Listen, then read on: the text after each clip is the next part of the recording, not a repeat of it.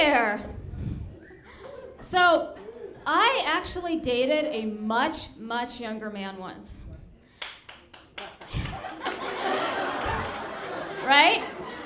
If you guys have never dated a much older woman, okay, I highly recommend it. You know why? We are a lot less insecure. Seriously.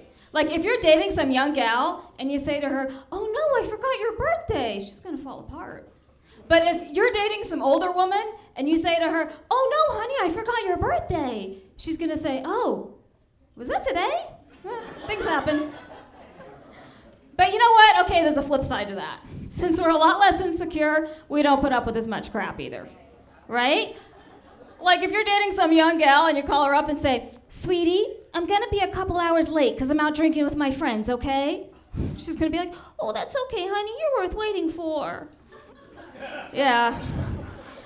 If you say that to some older woman, she's gonna be like, all right, look, if you're not here by 8 o'clock, I'm starting without you. I got meetings in the morning, honey, I can't wait. Yeah, so you know, this economy is really bad right now. I'm sure you've noticed, right? A lot of people are actually having to get second jobs just to make ends meet. Okay, I want to know when it's going to finally get so bad out there that our politicians have to get second jobs. Wouldn't that be awesome? I mean, let's see them work at Denny's when Congress isn't in session, okay? Good luck getting any tips. But I mean, think about it. What else could a politician do? You know, Obama is such an amazing public speaker, he would probably be a really good phone sex operator. Like with a teleprompter, right? Couldn't you see it? Hey, baby, I'm tall, I've got a dark Hawaiian tan, and a great big set of ears. Are you into that, baby? Ma'am, I've actually got to go. I was just told there was a problem in Libya. No, I said Libya. Yeah, you know what? I could see Sarah Palin like being a producer for that MTV show Teen Mom. She's got the experience. And I can absolutely see Mitt Romney teaching kindergarten, right? Some little kid comes up to him, teacher, Joey beat me up and took my milk money. Oh, well now did you work for that milk money or did mommy just give it to you? Oh, she just gave it to you. So you really didn't deserve to have it, now did you? Yeah, at least Joey worked for it. Mm-hmm. Now go beat up Susie and take her milk money, okay? And don't cry, because boys don't cry. No, we do not. But you know what's kind of sad? That when the economy's down, it sometimes hurts the president's approval ratings. Yeah, his must be really low by now, going by this economy. I mean, they're probably so low, he might actually have to have an affair just to boost them. Which I actually don't think he would, and it's kind of nice. You know what? I think he might actually go down in history as our first US president not to cheat on his wife. Okay, 2 reasons. First, I think he really does love Michelle. I do. I think that's real. I've seen it. Second, she would just mess him up. That woman would not take that. She's tough. You've seen those arms. I mean, you just know he probably tries to get all presidential with her when they're alone, and she probably just shoots him right down. You know, couldn't you just see it? He wakes her up in the middle of the night, hey, baby, how would you like to bang the leader of the free world? She's like, why? Is he here?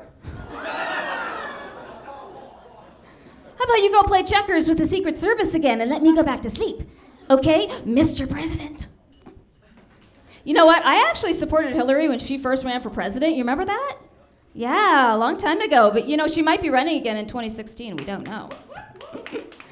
Yeah, I really want her to win. You know why? I wanted her to become president and then have an affair with an intern in the Oval Office. Yeah. I mean, you know, just think about the conversation that she could have with Bill afterwards. Oh, baby, you were right. Wow, this is a fun job. Oh, and by the way, sweetie, Monica says hello. She sends her best. She already gave me her best. Yeah, you know, actually, I don't know why people get so mad sometimes when they hear about politicians having affairs with their staff. I mean, because when you think about it, Who else is a politician gonna have an affair with? Have you guys actually seen what some of these folks look like? Oh, woof. I mean, do you actually think that any woman out there is gonna go out with Newt Gingrich if she wasn't getting paid for it? Ew. And do you really think some guy's gonna actually date Hillary Clinton if he's not on her payroll? I mean, you might have thought she was a good Secretary of State. Okay, sure. But do you want to see her naked? Not so much. No, not really. Yeah.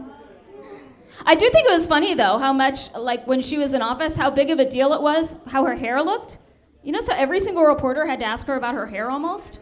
I thought that was so funny. I was just hoping that once she would answer, well, as Secretary of State for the United States of America, I think it's very important that I always look pretty so my husband won't look at other women. Do you think it's working? Now, how about you ask me some big boy questions and shut the hell up about my hair? Yeah, good idea.